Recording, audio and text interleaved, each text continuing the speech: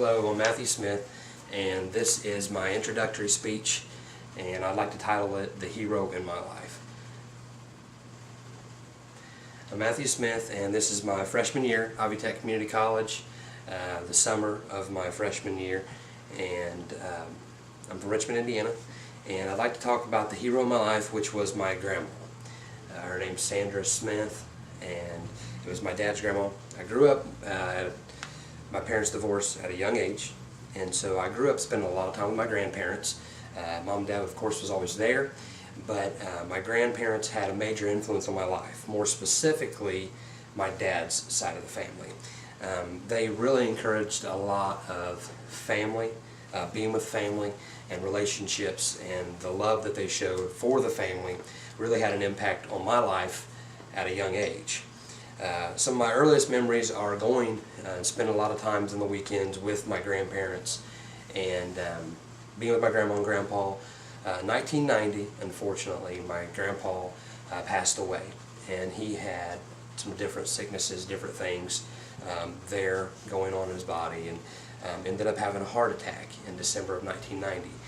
My grandma, however, was still always there for us, just being that hero in my life over and over again. She showed us that love and relationship, as I said before, but the main influence that she had on my life was my call into ministry and the effect that she had, the relationship that she had with God, and being faithful to church, being faithful to church activities, and she instilled that in us.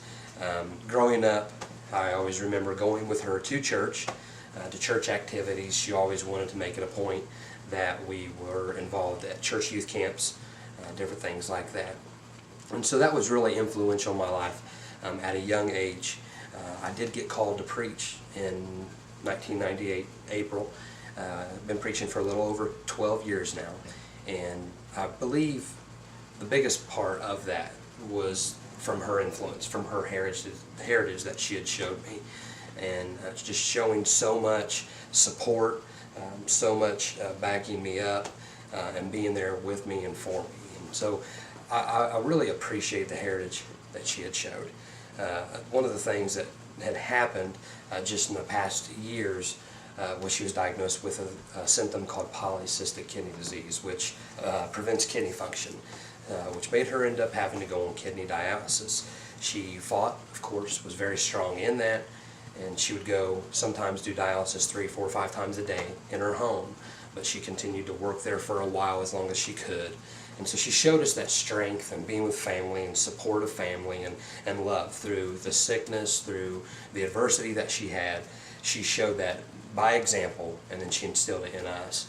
And unfortunately, in January 2005, January 28th it was, she did pass away.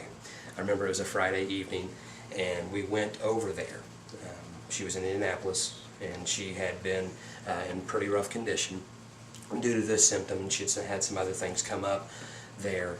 But I remember going over there with my brother. We was, of course, rushing over there very fast and trying to hurry up and get there before she continued to just take this turn for the worse. But as we got there, she was still alive. We went in there and spoke with her a little bit, and then as other family members continued to come, after a period of time, it seemed as if the immediate family was there, and once the immediate family was there, she did pass.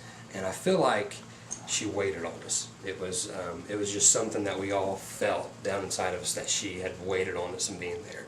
And so I do appreciate that effect that she had on me. I had the opportunity to preach at her funeral, and it was very easy to do in talking to her about the influence that she had on my life. So thankful for the hero in my life, my grandma.